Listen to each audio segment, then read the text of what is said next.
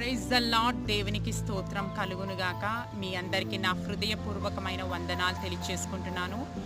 ఈరోజు వాక్య ధ్యానం మనం చేస్తే రోమియోలు రాసిన పత్రిక 6వ అధ్యాయము 23 మనము చూస్తే, ఏలయనగా పాపం వలన వచ్చు జీతం మరణము, అయితే దేవుని కృపావరము మన ప్రభు అయిన యేసుక్రీస్తునందు నిత్య జీవము.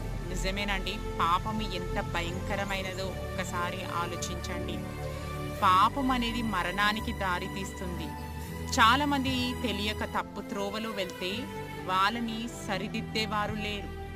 తప్పు త్రోవలో వెళ్ళే వారిని సరిదిద్దేవారు లేరండి. ఎందుకంటే పాపం అనేది చాలా భయంకరము.